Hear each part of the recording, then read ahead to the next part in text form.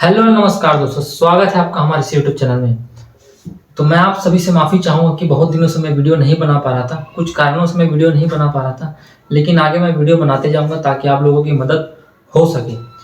तो आज की इस वीडियो में हम बात करेंगे कि जैसे कि कोई भी जब स्टूडेंट तैयारी करता है तो उसके मन में डाउट आता है कि हमको सेल्फ स्टडी करना चाहिए, कि हमको बुक्स से पढ़ना चाहिए, कि हमको ऑनलाइन कोचिंग करना चाहिए, कि हम यूट्यूब से पढ़ें, कहाँ से पढ़ें, जहाँ से पढ़ रहे हैं वो सही है कि नहीं। ये सब बहुत सारी जो चीज़ हैं, डाउट है, वो मन में चलती रहती हैं। तो उसी के बारे में हम आज चर्चा करेंगे कि क्या हमें सेल्फ स्टडी करना चाहिए या हमको ऑनलाइन कोचिंग लेना चाहिए, हम बुक्स से पढ़ना चाहिए, कि हमें यूट्यूब का उपयोग करना चाहिए, कि मिक्स पढ़ना चाहिए। तो उस बारे में अच्छे से बात करते हैं। तो सबसे पहली बात ये है कि जहाँ अभी आप शिक्षक भर्ती की तैयारी कर रहे होंगे तो वहाँ आपको बहुत सारे टाइप्स के स्टूडेंट मिलेंगे। ऐसे बहुत सारे बच्चे होंगे जो बहुत दिन से मेहनत कर रहे होंगे या किसी और चीज़ का तैयारी कर रहे होंगे।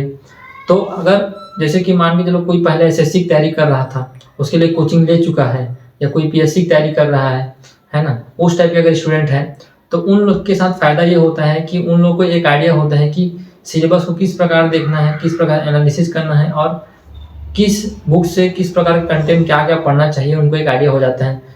एक कुल मिला के बोला जाए तो उनका एनालिसिस वाला जो पार्ट होता है ना, वो बहुत अच्छा हो जाता है।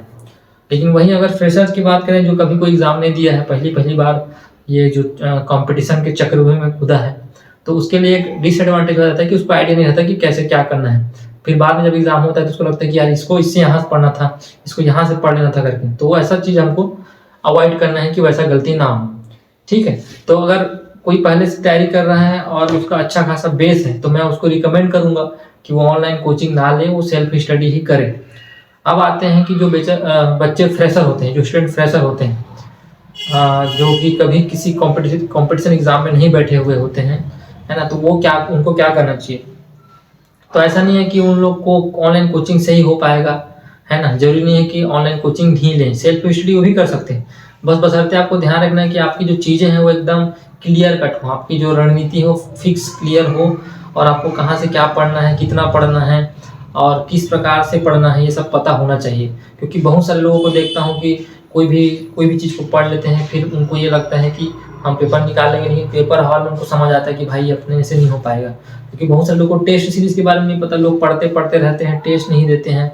ऐसा बहुत सारी चीज़ें हैं जिसकी वजह से वो सेल्फ स्टडी करके पेपर नहीं निकाल पाते और उनको ये लगता है कि काश हम कोचिंग कर लेते तो हमारा पेपर निकल जाता। लेकिन बात ऐसी नहीं है। देखिए और जहाँ तक दूसरी पक्ष की बात करें कि कोचिंग, अब कोचिंग संस्था वाले का फ़ायदा क्या होता है कि कोचिंग वाले जो आपको एक मार्गदर्शन दे देते हैं, किसी भी एग्ज़ाम के प्रिपरेशन में जो कोचिंग वालों का जो परसेंटेज होता है वो 30 से 40% होता है।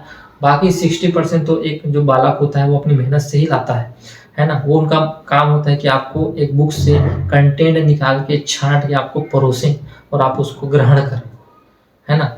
तो इस प्रकार अगर ऑनलाइन कोचिंग को अगर देखें तो भी एक बहुत अच्छा जो है रोल अदा करता है, लेकिन सब कुछ वो नहीं होता। आपकी मेहनत ही ज़्यादा वेटेज रखती है आपके सिलेक्शन में। और यदि आप ऑनलाइन कोचिंग की बात करेंगे तो ऑनलाइन कोचिंग चाहे आप कहीं से भी लें, आप एक चीज़ ज़रूर देखेंगे कि हर कोचिंग में आपको हर सब्जेक्ट अच्छा मिले ऐसा संभव ही नहीं है।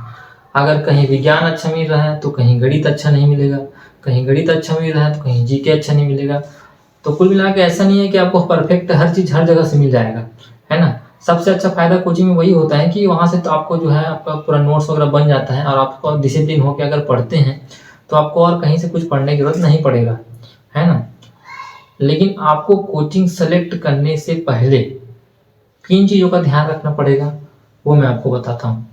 आप कोचिंग कभी भी जॉइन करेंगे, है ना? तो 2 प्रकार से आप कोचिंग जॉइन कर सकते हैं। अगर आप कहीं अच्छा दुर्ग भिलाई जगह में है या बिलासपुर में है तो आप वहाँ ऑफलाइन कोचिंग ले सकते हैं, लेकिन आप अगर कहीं और जॉब कर रहे हैं या कुछ कर रहे हैं तो आपको ऑनलाइन कोचिंग ही लेना पड़ेगा।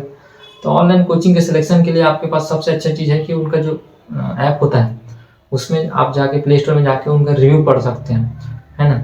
उसके अलावा आप यूट्यूब में उनका जो फ्री कंटेंट है उसको देख सकते हैं, उससे आपको आइडिया हो जाएगा कि हाँ भाई ये अच्छा पढ़ा रहा है तो इसको हम ले सकते हैं, है ना? ये सब चीज़ करके आप पहले सेलेक्ट करेंगे कि कौन सा कोचिंग लें। ऐसा मत हो कि पहले कोचिंग ले लिया आप किसी से सुन के और बाद में फिर आपको कुछ समझ नहीं आ रहा है, तो आपका पैसा भी जाएगा और टाइम भी जाएगा। तो ऐसा नहीं करना है। कोचिंग सिलेक्शन करने टाइम को आपको काफ़ी चीज़ों का ध्यान रखना पड़ता है, इसलिए आप सही कोचिंग को ही चुनें, है ना? और अगर मैं अपनी बात करूँ तो मैं पर्सनली सेल्फ स्टडी किया था। सेल्फ स्टडी से मैं पेपर को निकाला था, है ना। उस टाइम क्या था कि मैं पहले एसएससी का तैयारी कर रहा था, तो मेरा एक आइडिया था कि हाँ किस प्रकार से अपने को मतलब चीज़ों को देखना है ना, समझना है, किस प्रकार से एनालिसिस करना है। मैं वही चीज़ को बताया कि थोड़ा सा बेस बन जाने के बाद आपको समझ आ जाता है कि चीज़ों को किस प्रकार से लेना है ना।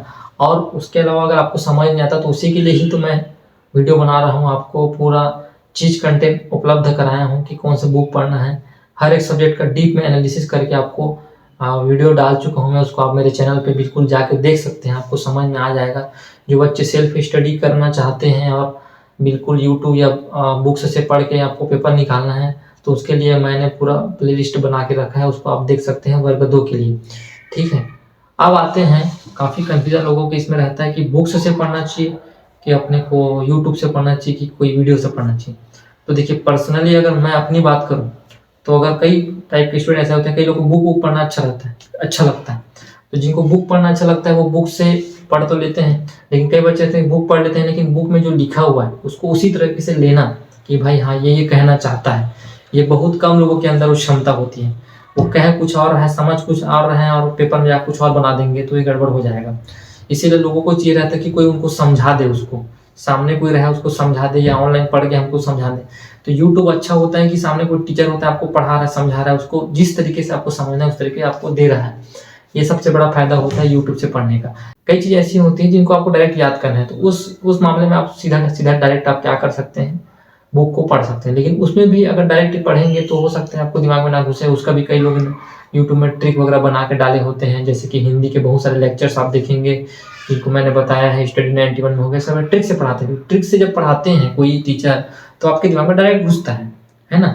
तो मैंने बुक के बारे में भी पूरा डिटेल में बताया है और यूट्यूब के बारे में, यूट्यूब चैनल के बारे में भी अच्छे से बताया कि कौन कौन से यूट्यूब चैनल से आपको पूरा सिलेबस कवर होगा।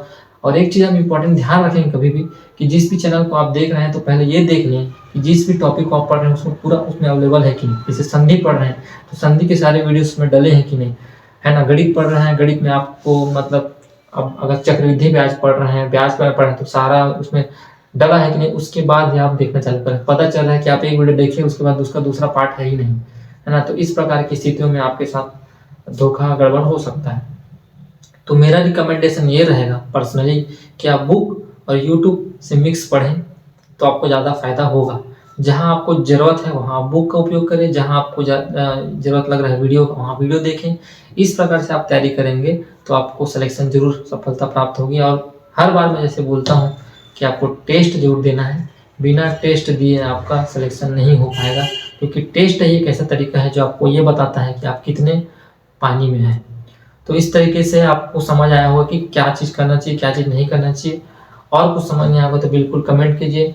आप सभी का बहुत बहुत धन्यवाद सपोर्ट करने के लिए। Thank you so much.